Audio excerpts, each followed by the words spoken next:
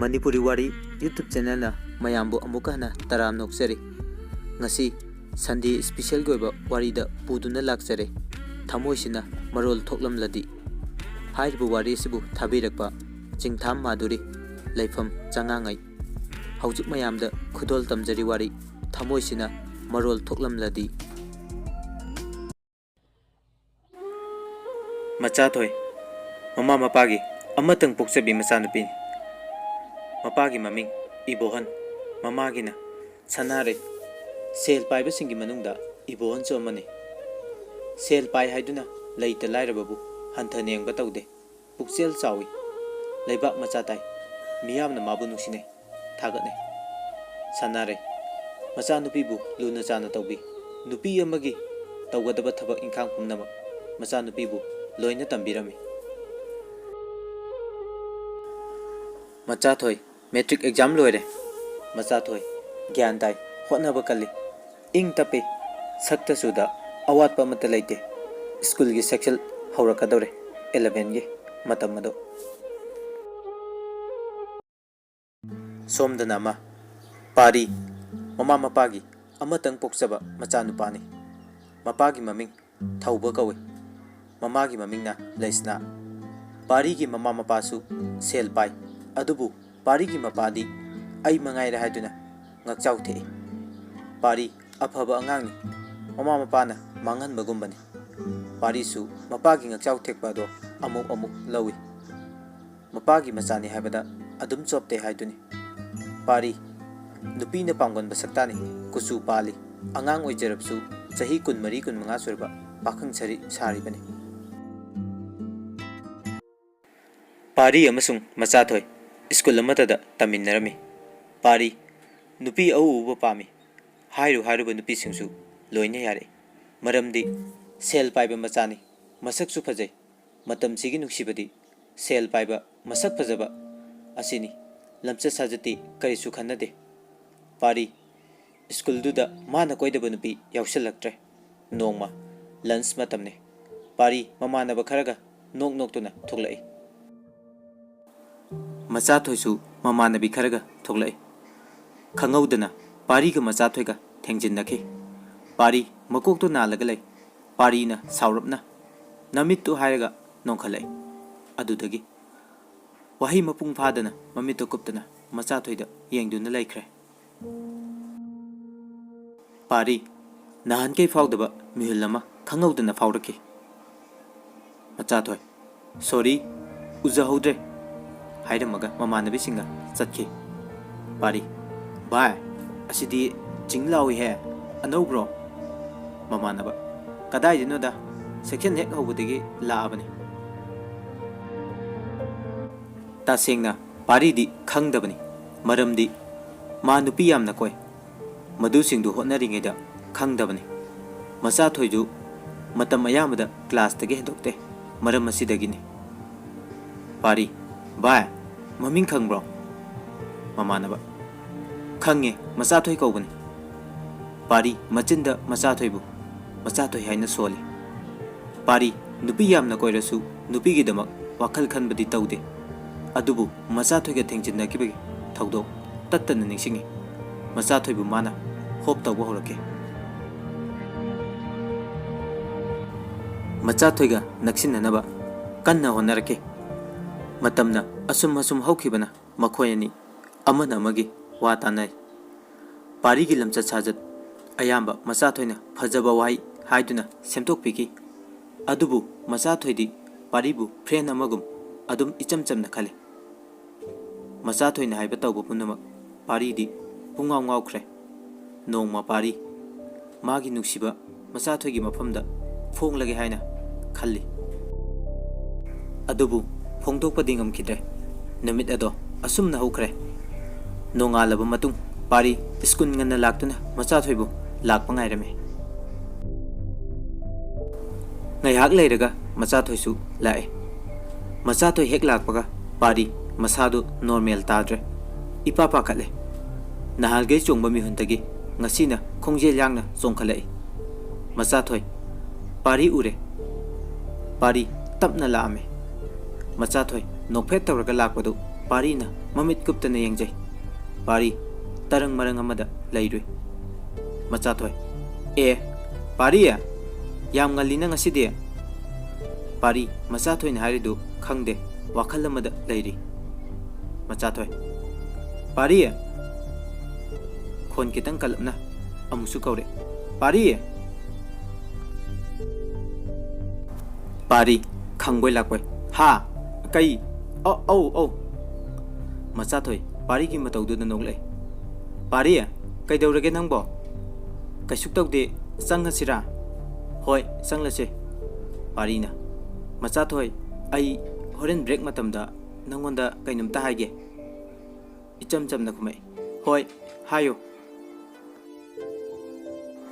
मखोय अनि मखोय की क्लास ता चंगदुना क्लास यावरमे क्लास तौनिंगै मतमदा पारी मसादु नॉर्मल ताद्रिबनी माना मचाथोयबु प्रपोज तौबदा यारकद्रा नत्रगा यारओइद्रा हाइना खंदुना लैरिबनी ब्रेक मतम यौरे पारी हानगी मिहुल चोंगलिंगैदा अहेनबा मिहुल अमामु हापचिलकपदौना तौई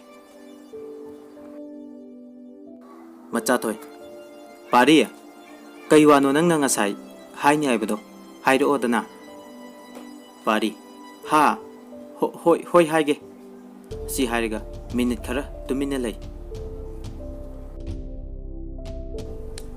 लेमलेंगाना वांगांगे तौबदा लाइजे सिंगना पल्लोइना थिंजिनखिबगुम पारीगी फोंदोक्सगे खंजबा वाहै चिंबा लौना फोंदोक्सबा ngamखिदे मचाथोयदी पारीगी वा हाइरकनी हाइबदुदा ngairibani अदुबु हाइमलक्तबदुदा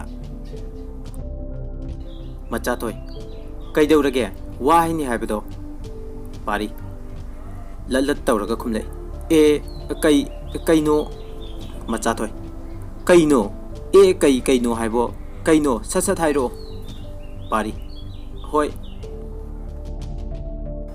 पारीना होय होय हेक हाइरकपगा बेल तारे मचाथोय अस पारी बेल तारे कोन हाइरो आई चंगलगे हाइरगा चतखिरमे पारी असी हाइरगा तुमिना लेहौई पारी मतोमदा हाइजे पारी इबुंगो नुपानबु अदु याम पांगदबा पारी मचाथोय आई नंगबुदी थमोय सेंगना नुंसी आइगी नुंसीबजे नफमदा नोंगमदी सोयदना हाइखिने नुमितुसु असुमना अदुम हौख्रे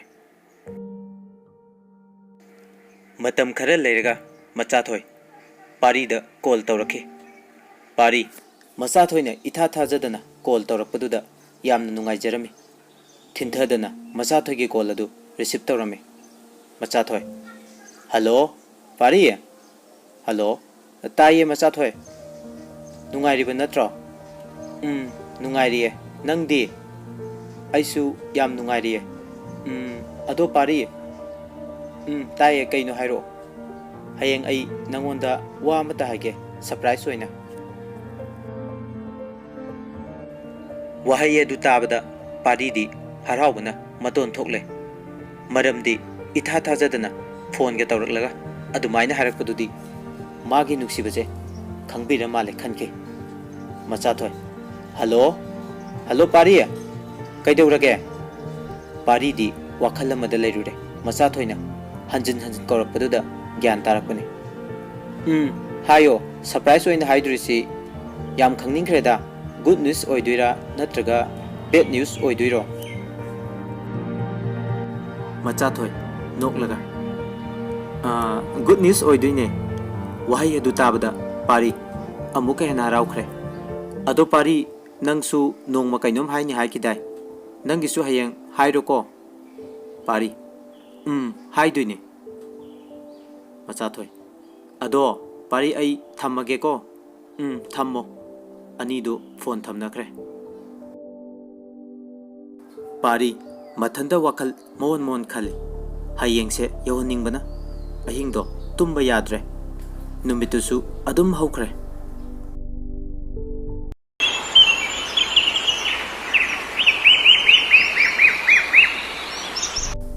नोंगाले पारी वाखल चरांगै school ngana karakuna machathoi bu ngairame machathoi su lae machathoi pari kayam kuire lakpa ngayak oire o pari asom nakan doina phamusi lao pari hoi pari nang haini haiba wado hairo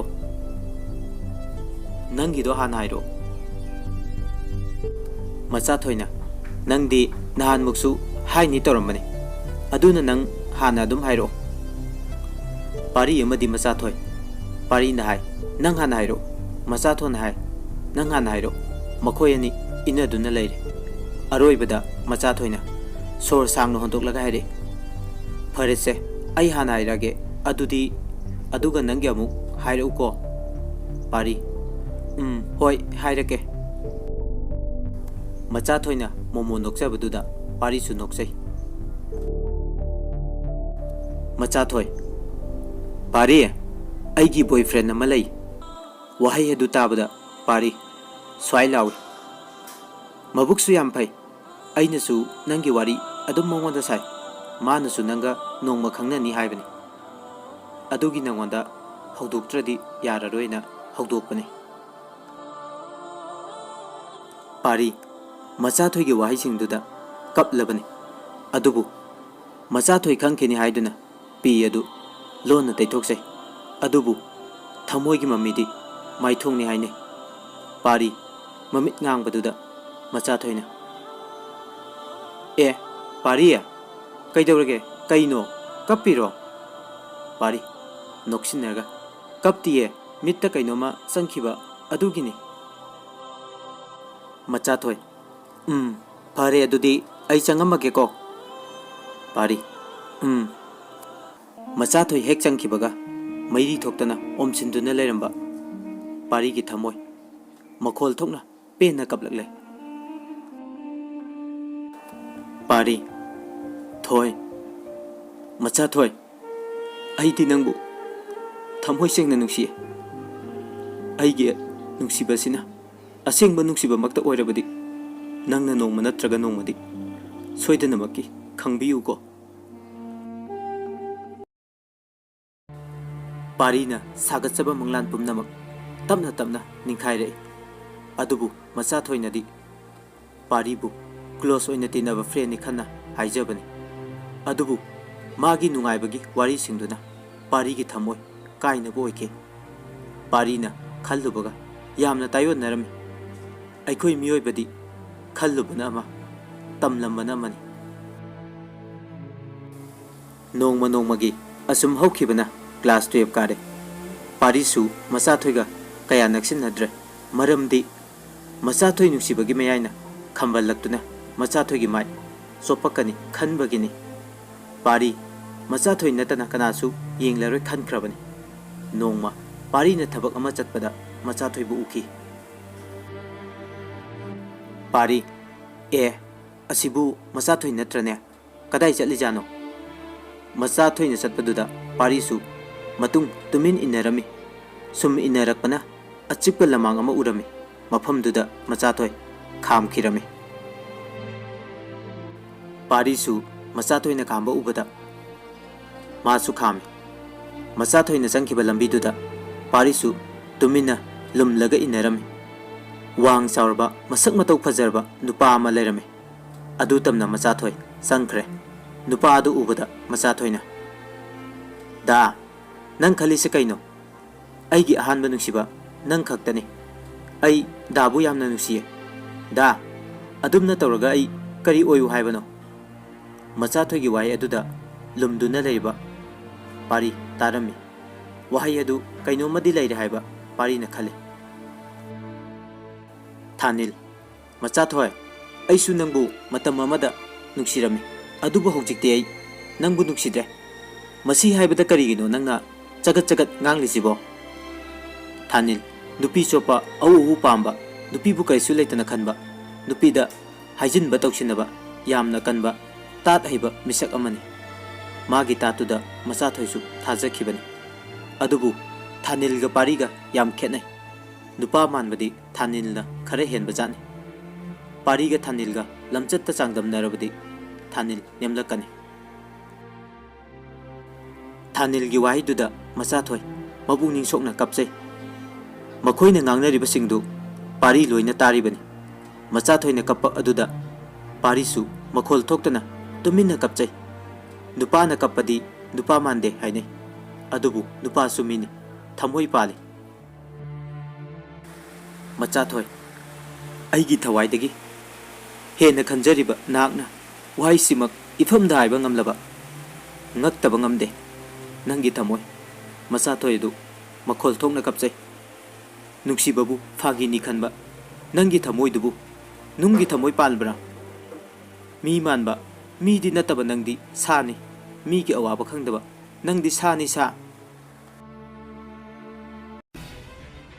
Thanil handakti khamthengna saure machathoina sa haidana hanjin hanjin hairakpaduda Thanil machathoibu khufakna thage haina tawbuda pari khudakta Thanil gi khudang ado tap launa phai.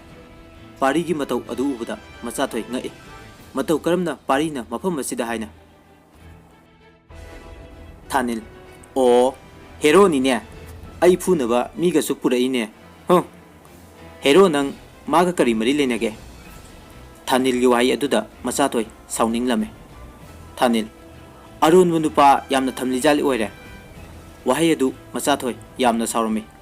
Adubu pari di machathoi bu sengna nuksijaruba khaktani arun ba mari di karisu thamlakte. Thanil gi wai aduda pari na Thanil da kinna thilami. Pari lam henba warak pinaba yam laibani kauganu. Thanil aibu I tahanaba fuan mangamba hairaga machathoi romda sangkhre. Thanil machathoi da khut thage tawbada pari na chingthoklaga amu hena phukre. Machathoi tawpham khangdre kanagi michangda lepkani haiba adubu Thanil budi nungsiba kawbanina machathoina. Machathoina pari da khupak thaduna pari karino nangna tawribase. Pari machathoi nangna wabai yengba ngamdi. Machathoi maduda nangi right kari le wahai adu tabada pari thamoi soke. Thanil nakhoi masel manaraga aibu phone ba hu nungai ni. Thanil machathoi amadi pari da mamit khana yenglamaga chatkirame. Pari machathoi aibu nangi nafamda karisu leitana khalamba yai adubu nang naigi thamoi masak khangbirakpa mikupto nonggobi cheklana laiji singhaibakum ngaijaramge asi hairamlaga ningamdana parisu chatkirame.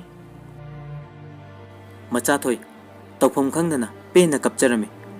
Numitugi numidang Thanil nupi ama chele haibagi pau tarame. Bitkupto khanghaudana machathoi gi pi lepa leitana tarakhi. Ngasai thokiba thodok punama ningsinglai. Ngasai gai bab oirudabani pari nairakpa wahai do khangning ningsinglai. Aigi thamoi masak khangbirakpa mikupto nonggobi cheklana laiji singaibagum ngaijaramge. Karino pari naingonda chalamiba pakhongsibo. Machathoi aina ngasai mongonda phubadu aibu warauramgadra aibu karini hairamgani phare hayeng sengtoge. Numitusu asumna hukre. Machathoi school ngalna laktuna pari bu ngairami adubu pari di school laktre. Machathoi na khanjai aibu ta sengna waraugraba jala hayeng di mayumda oina chatlaga sengtoge. Mathangi numita machathoi pari gi yumda laami. Pari di magi diary ama leirami aduda magi punsida thengnaba thodok wathok punamak ijai amuksu paraga kapchai. Machathoi pari pari pari machathoina adumna lakpaduda pungangai. Machathoina itha thajadana kaurpadusu magi thamoi kaibagum tawi. Mamangdasu thokiba thodok adugumna amuksu thamoi se kapkadab oirajala haina mabukningda khalami. Pari mangonda magi diary adu iraga leirambani. Parina machathoi lairo chango asi haraga harau harau tawbududa machathoi chu nungaije. ꯄꯥꯔꯤꯗꯤ ꯃꯆꯥꯊꯣꯏꯕꯨ ꯅꯨꯡꯁꯤꯖꯕꯅꯤꯅ ꯋꯥꯔꯧꯕ ꯂꯩꯇꯦ, ꯃꯥꯒꯤ ꯅꯨꯡꯁꯤꯕꯗꯤ ꯆꯥꯡ ꯑꯃ ꯐꯥꯎꯕ ꯇꯥꯗ꯭ꯔꯤ꯫ ꯄꯥꯔꯤ, ꯁꯤꯗ ꯁꯨꯝ ꯂꯥꯛꯄ꯭ꯔꯣ? ꯀꯗꯥꯏ ꯆꯠꯂꯨꯕꯅꯣ? ꯌꯥꯝ ꯊꯥꯖꯗꯦ꯫ ꯃꯆꯥꯊꯣꯏ: ꯁꯤꯗ ꯂꯥꯛꯄꯅꯦ, ꯁ꯭ꯀꯨꯜ ꯂꯥꯛꯇꯕꯗꯨꯗ ꯍꯪꯕ ꯂꯥꯛꯄ꯫ ꯄꯥꯔꯤ: ꯑꯣ, ꯑꯗꯨꯒꯤ ꯑꯣꯏꯔꯦ, ꯑꯩ ꯍꯛꯆꯥꯡ ꯈꯔ ꯅꯨꯡꯉꯥꯏꯇꯕ, ꯑꯗꯨꯒꯤꯅꯦ꯫ ꯃꯆꯥꯊꯣꯏ ꯀꯞꯂꯒ: ꯄꯥꯔꯤ, ꯅꯪ ꯑꯩꯕꯨ ꯁꯥꯎꯅꯤꯡꯕ꯭ꯔꯥ? ꯑꯩ ꯂꯥꯟꯖꯔꯦ꯫ ꯃꯆꯥꯊꯣꯏꯒꯤ ꯃꯇꯧꯗꯨꯗ ꯄꯥꯔꯤꯗꯤ ꯑꯃꯨꯛ ꯍꯦꯟꯅ ꯅꯨꯡꯁꯤꯕ ꯐꯥꯎꯈ꯭ꯔꯦ꯫ ꯄꯥꯔꯤ: ꯍꯩꯃꯥ, ꯑꯗꯨꯒꯤꯗꯃꯛꯇꯕꯨ ꯀꯞꯂꯤꯔꯣ? ꯑꯩ ꯀꯩꯁꯨ ꯁꯥꯎꯅꯤꯡꯕ ꯂꯩꯇꯤꯌꯦ꯫ ꯐꯝꯂꯝꯃꯣ, ꯃꯃꯥ ꯕꯕꯥ ꯍꯣꯏ ꯊꯕꯛ ꯆꯠꯊꯣꯛꯈꯤ, ꯑꯩ ꯆꯥ ꯂꯣꯜꯂꯛꯀꯦ꯫ ꯃꯆꯥꯊꯣꯏ: ꯌꯥꯔꯅꯤꯌꯦ꯫ ꯄꯥꯔꯤ: ꯌꯥꯗꯦ ꯌꯥꯗꯦ, ꯑꯩꯅ ꯂꯣꯟꯕ ꯆꯥ ꯃꯍꯥꯎ ꯌꯦꯡꯈꯣ꯫ ꯃꯆꯥꯊꯣꯏ ꯍꯣꯏ ꯃꯥꯏ ꯀꯔꯤꯁꯨ ꯍꯥꯏꯈꯤꯗ꯭ꯔꯦ, ꯍꯥꯏꯔꯒ ꯐꯝꯍꯧꯏ꯫ ꯄꯥꯔꯤꯗꯤ ꯍꯔꯥꯎꯕꯒ ꯅꯨꯡꯉꯥꯏꯕꯒ ꯑꯅꯤ ꯄꯨꯟꯁꯤꯟꯈꯤꯕꯅ ꯃꯥꯒꯤ ꯗꯥꯏꯔꯤ ꯄꯨꯁꯤꯟꯕ ꯀꯥꯎꯔꯦ꯫ ꯄꯥꯔꯤꯅ ꯏꯃꯨꯡꯗ ꯆꯪꯈꯤꯕ ꯃꯇꯝꯗ ꯃꯆꯥꯊꯣꯏ ꯇꯦꯕꯜꯗ ꯌꯦꯡꯊꯣꯔꯛꯏ꯫ ꯄꯥꯔꯤꯒꯤ ꯗꯥꯏꯔꯤ ꯑꯗꯨ ꯎꯔꯦ꯫ ꯃꯆꯥꯊꯣꯏꯅ ꯃꯗꯨ ꯂꯧꯔꯒ ꯌꯦꯡꯕꯗ ꯑꯍꯥꯟꯕ ꯂꯩꯃꯥꯏꯗ ꯑꯁꯨꯝꯅ ꯊꯥꯔꯝꯃꯤ: ꯄꯥꯝꯖꯕꯗꯤ ꯑꯃꯅ ꯃꯍꯨꯠ ꯁꯤꯜꯂꯛꯄ ꯌꯥꯏ, ꯅꯨꯡꯁꯤꯕꯗꯤ ꯃꯍꯨꯠ ꯁꯤꯟꯕ ꯌꯥꯗꯦ, ꯄꯨꯟꯁꯤ ꯆꯨꯞꯄꯒꯤ ꯃꯄꯣꯛ ꯑꯃꯒꯤ ꯑꯗꯨꯝ ꯅꯨꯡꯁꯤꯗꯨꯅ ꯂꯩꯔꯗꯕꯅꯤ꯫ ꯑꯁꯨꯝꯅ ꯏꯔꯝꯃꯤ꯫ ꯃꯊꯪ ꯃꯊꯪ ꯁꯨꯝ ꯄꯥꯔꯛꯏ꯫ ꯃꯆꯥꯊꯣꯏ ꯃꯣꯏ ꯑꯅꯤ ꯊꯦꯡꯅꯕ, ꯄꯨꯟꯕ, ꯋꯥꯔꯤ ꯁꯥꯟꯅꯕ, ꯅꯣꯡꯃ ꯃꯥꯅ ꯃꯃꯤꯠꯇ ꯀꯩꯅꯣꯝꯃ ꯆꯪꯏ ꯍꯥꯏꯖꯤꯟꯕ ꯄꯨꯝꯅꯃꯛ ꯃꯆꯥꯊꯣꯏꯅ ꯄꯥꯅ ꯄꯥꯅ ꯃꯤꯠꯂꯨ ꯑꯅꯤꯗꯒꯤ ꯄꯤꯔꯥꯡ ꯂꯦꯞꯄ ꯂꯩꯇꯅ ꯇꯥꯔꯛꯏ꯫ ꯇꯟꯖꯥ ꯑꯗꯨꯗ ꯄꯥꯔꯤꯁꯨ ꯆꯥ ꯄꯨꯊꯣꯔꯛꯇꯨꯅ ꯊꯣꯔꯛꯈꯤ꯫ ꯃꯆꯥꯊꯣꯏꯅ ꯃꯥꯒꯤ ꯗꯥꯏꯔꯤ ꯄꯥꯔꯝꯕꯗꯨꯗ ꯄꯥꯔꯤ ꯃꯤꯍꯨꯜ ꯁꯨꯗ꯭ꯔꯦ꯫ ꯀꯔꯤ ꯍꯥꯏꯔꯛꯀꯅꯤ ꯈꯟꯕꯗ ꯅꯨꯃꯤꯠ ꯑꯗꯨ ꯃꯈꯣꯏ ꯑꯅꯤ ꯏꯀꯥꯏ ꯅꯨꯡꯁꯤ ꯌꯥꯅꯈ꯭ꯔꯦ꯫ ꯃꯈꯣꯏ ꯑꯅꯤ ꯑꯁꯦꯡꯕ ꯅꯨꯡꯁꯤꯕ ꯍꯥꯏꯕꯗꯨ ꯑꯣꯏꯔꯦ꯫ ꯃꯇꯝꯅ ꯑꯁꯨꯝ ꯍꯧꯈꯤꯕꯅ ꯇꯨꯌꯦꯞꯁꯨ ꯂꯣꯏꯔꯦ꯫ ꯃꯇꯝꯅ ꯀꯅꯥꯕꯨꯁꯨ ꯉꯥꯏꯕꯤꯔꯝꯗꯦ꯫ ꯆꯍꯤ ꯑꯃꯗꯒꯤ ꯆꯍꯤ ꯑꯃ ꯁꯨꯝ ꯂꯥꯛꯄꯅ ꯃꯈꯣꯏ ꯑꯅꯤꯁꯨ ꯊꯕꯛ ꯑꯃꯃꯝ ꯇꯧꯔꯦ꯫ ꯃꯈꯣꯏ ꯑꯅꯤꯒꯤ ꯅꯨꯡꯁꯤꯅꯕ, ꯈꯝꯕ ꯊꯣꯏꯕꯤ, ꯔꯣꯃꯤꯑꯣ ꯖꯨꯂꯦꯠ ꯄꯨꯝꯅꯃꯛ ꯂꯩꯍꯧꯔꯦ꯫ ꯃꯆꯥꯊꯣꯏꯁꯨ ꯂꯩꯁꯥꯕꯤ ꯑꯃ ꯆꯞ ꯆꯥꯅ ꯐꯥꯔꯕꯅꯤ꯫ ꯌꯦꯡꯕꯒꯤ ꯄꯦꯟꯕ ꯅꯥꯏꯗ꯭ꯔꯦ꯫ ꯅꯨꯡꯁꯤ ꯄꯥꯃꯦꯜ ꯑꯆꯨꯝꯕ, ꯄꯨꯟꯁꯤ ꯏꯆꯦꯜ ꯑꯀꯟꯕ, ꯅꯣꯡꯗꯝꯕꯅ ꯁꯦꯝꯂꯤꯕ ꯃꯥꯒꯤ ꯅꯣꯡꯗꯝꯈꯣꯜꯅꯤ꯫ ꯃꯈꯣꯏ ꯑꯅꯤ ꯂꯨꯍꯣꯡꯅꯕ ꯑꯍꯜ ꯃꯁꯦꯜ ꯍꯥꯏꯅꯔꯝꯃꯤ꯫ ꯅꯣꯡꯃ ꯃꯈꯣꯏ ꯑꯅꯤ ꯎꯅꯅꯕ ꯃꯇꯝ ꯊꯥꯅꯔꯦ꯫ ꯃꯆꯥꯊꯣꯏ ꯑꯗꯨꯝ ꯀꯦꯔꯛꯏ꯫ ꯏꯅꯥ ꯀꯩꯔꯥꯛ ꯈꯨꯟꯕ ꯃꯆꯥꯅꯤ꯫ ꯁꯦꯠꯊꯣꯛ ꯆꯥꯊꯣꯔꯛꯄꯗ ꯏꯄꯛꯇ ꯄꯛꯆꯩ꯫ ꯄꯥꯔꯤꯅ ꯀꯧꯔꯛꯑꯦ: ꯃꯆꯥꯊꯣꯏ, ꯀꯩ ꯍꯥꯏꯒꯦ? ꯑꯩꯁꯦ ꯅꯨꯡꯁꯤꯕ꯭ꯔꯥ? ꯅꯨꯡꯁꯤ꯫ ꯑꯁꯦꯡꯕꯒꯤ? ꯅꯨꯡꯁꯤꯌꯦ꯫ ꯊꯥꯖꯗꯕ꯭ꯔꯥ? ꯊꯥꯖꯩꯗ꯫ ꯃꯆꯥꯊꯣꯏꯅ: ꯄꯥꯔꯤ, ꯍꯤꯡꯂꯤꯕ ꯄꯨꯟꯁꯤ ꯑꯁꯦ ꯅꯪꯒꯤ ꯑꯁꯥꯗ ꯍꯤꯡꯂꯕꯅꯤ꯫ ꯍꯧꯖꯤꯛꯇꯤ ꯑꯩꯁꯦ ꯅꯪꯒꯤ ꯅꯃꯤ ꯑꯣꯏꯔꯕꯅꯤ꯫ ꯅꯪꯅ ꯃꯉꯥꯜ ꯂꯩꯕ ꯃꯥꯏꯀꯩꯗꯕꯨ ꯊꯤꯗꯨꯅ ꯂꯦꯞꯄꯤꯌꯨꯀꯣ꯫ ꯏꯟꯒꯅꯤ ꯅꯇꯨꯡ ꯑꯩꯁꯨ ꯅꯃꯤ ꯑꯣꯏꯅ꯫ ꯄꯥꯔꯤꯅ ꯑꯃꯨꯛ: ꯑꯩꯁꯨ ꯅꯪꯕꯨ ꯊꯥꯗꯣꯛꯂꯔꯣꯏꯌꯦ꯫ ꯅꯪꯅ ꯊꯋꯥꯏꯅꯤ, ꯑꯩꯅ ꯍꯛꯆꯥꯡꯅꯤ꯫ ꯊꯋꯥꯏꯒ ꯍꯛꯆꯥꯡꯒ ꯀꯩꯗꯧꯅꯨꯡꯗ ꯀꯥꯏꯅꯕ ꯌꯥꯔꯣꯏꯌꯦ꯫ ꯃꯇꯝꯗꯤ ꯑꯁꯨꯝ ꯍꯧꯈꯤ꯫ ꯂꯨꯍꯣꯡꯕꯒꯤ ꯅꯨꯃꯤꯠ ꯌꯧꯔꯦ꯫ ꯀꯩꯅꯥ ꯑꯗꯣ ꯅꯨꯃꯤꯠꯁꯤꯅꯁꯨ ꯍꯦꯟꯅ ꯐꯖꯩ꯫ ꯉꯧꯔꯕꯤ ꯍꯛꯆꯥꯡꯗ ꯁꯅꯥ ꯂꯨꯄꯥꯅ ꯇꯥꯡꯖꯐꯝ ꯑꯣꯏꯔꯤ꯫ ꯃꯗꯨꯅ ꯍꯦꯟꯅ ꯃꯒꯨꯜ ꯍꯥꯞꯇꯨꯅ ꯁꯅꯥꯗ ꯇꯝꯐꯥꯅ ꯊꯤꯟꯕꯒꯨꯝ ꯐꯖꯔꯦ꯫ ꯕꯣꯔꯁꯨ ꯌꯧꯔꯛꯂꯦ꯫ ꯕꯣꯔ ꯀꯩꯅꯥ ꯑꯅꯤꯗꯣ ꯃꯤꯐꯝ ꯑꯃꯠꯇ ꯍꯣꯡꯗ꯭ꯔꯦ꯫ ꯑꯃꯅ ꯍꯦꯟꯗꯦ, ꯑꯃꯅ ꯋꯥꯠꯇꯦ꯫ ꯀꯩꯅꯥ ꯂꯩ ꯀꯣꯏꯔꯤꯉꯩꯗ ꯕꯣꯔꯒꯤ ꯃꯃꯤꯠꯇꯨ ꯍꯨꯔꯥꯜꯂꯒ ꯌꯦꯡꯂꯛꯏ꯫ ꯇꯥꯏꯕꯪ ꯁꯤꯃ ꯃꯄꯨ ꯐꯥꯎꯕ ꯅꯨꯄꯤꯒꯤ ꯐꯖꯕꯗ ꯉꯥꯎꯏ ꯍꯥꯏꯅꯔꯤꯕꯁꯦ ꯑꯆꯨꯝꯕꯅꯤ, ꯕꯣꯔ ꯃꯊꯟꯇ ꯈꯟꯖꯩ꯫ ꯂꯨꯍꯣꯡꯕ ꯂꯣꯏꯔꯦ꯫ ꯄꯨꯝꯅꯃꯛ ꯆꯠꯅꯈ꯭ꯔꯦ꯫ ꯄꯥꯔꯤ ꯃꯥꯒꯤ ꯀꯥꯗ ꯆꯪꯂꯛꯏ꯫ ꯃꯆꯥꯊꯣꯏꯅ ꯐꯤ ꯍꯣꯡꯗꯣꯛꯅꯕ ꯄꯤꯔꯝꯃꯤ꯫ ꯄꯥꯔꯤꯅ ꯃꯆꯥꯊꯣꯏꯗ ꯍꯪꯕ ꯋꯥꯍꯪ ꯗꯨꯒ ꯆꯞ ꯃꯥꯟꯅꯅ ꯃꯆꯥꯊꯣꯏꯅꯁꯨ ꯍꯪꯂꯛꯏ꯫ दा ꯑꯩꯕꯨ ꯅꯨꯡꯁꯤꯕ꯭ꯔꯥ? ꯄꯥꯔꯤ ꯅꯨꯡꯁꯤꯌꯦ. ꯑꯩꯒꯤꯗꯃꯛ ꯀꯗꯥꯏ ꯐꯥꯎꯕ ꯂꯦꯞꯄꯤꯕ ꯉꯝꯒꯅꯤ? ꯄꯥꯔꯤꯅ ꯑꯃꯨꯛ ꯈꯨꯝꯃꯛꯑꯦ. ꯅꯪꯒꯤꯗꯃꯛꯇ ꯑꯩ ꯁꯤꯕ ꯐꯥꯎꯕ. ꯋꯥꯍꯩ ꯑꯗꯨ ꯃꯄꯨꯡ ꯐꯥꯗ꯭ꯔꯤꯉꯩꯗ ꯃꯆꯥꯊꯣꯏꯅ ꯄꯥꯔꯤꯒꯤ ꯃꯆꯤꯟ ꯑꯗꯨ ꯃꯈꯨꯠꯅ ꯍꯥꯏꯒꯅꯨ ꯍꯥꯏꯕꯒꯤ ꯃꯇꯥꯒꯨꯝ ꯃꯆꯤꯟꯗ ꯃꯦꯜꯂꯤ. ꯑꯗꯨꯒ ꯃꯆꯥꯊꯣꯏꯅ ꯃꯣꯟ ꯃꯌꯥꯗꯒꯤ ꯄꯥꯔꯤꯒꯤ ꯗꯥꯏꯔꯤ ꯑꯗꯨ ꯄꯨꯊꯣꯔꯛꯏ. ꯃꯆꯥꯊꯣꯏ, ꯗꯥꯏꯔꯤꯁꯤꯅꯅꯤꯀꯣ ꯑꯩꯈꯣꯏ ꯑꯅꯤ ꯄꯟꯊꯨꯡ ꯌꯧꯔꯤꯕꯁꯦ. ꯄꯥꯔꯤ, ꯅꯪꯅ ꯂꯥꯛꯄꯤꯔꯝꯗ꯭ꯔꯕꯗꯤ ꯈꯪꯕꯤꯔꯝꯂꯣꯏꯀꯣ ꯑꯗꯨꯁꯨ. ꯃꯆꯥꯊꯣꯏ, ꯆꯣ, ꯊꯃꯣꯏꯒꯤ ꯋꯥꯕꯨ ꯂꯣꯠꯁꯤꯟꯗꯨꯅ ꯊꯝꯂꯤꯕ ꯀꯔꯤꯒꯤꯅꯣ? ꯄꯥꯔꯤ, ꯍꯥꯏꯒꯦ ꯍꯥꯏꯅꯗꯤ ꯐꯅ ꯌꯥꯝ ꯍꯣꯠꯅꯖꯩ. ꯑꯗꯨꯕꯨ. ꯃꯆꯥꯊꯣꯏ, ꯑꯗꯨꯕꯨ ꯀꯩꯗꯧꯔꯕ? ꯄꯥꯔꯤ, ꯊꯃꯣꯏꯁꯤꯅ ꯃꯔꯣꯟ ꯊꯣꯛꯂꯝꯂꯕꯗꯤ ꯍꯥꯏꯔꯝꯒꯗꯕ.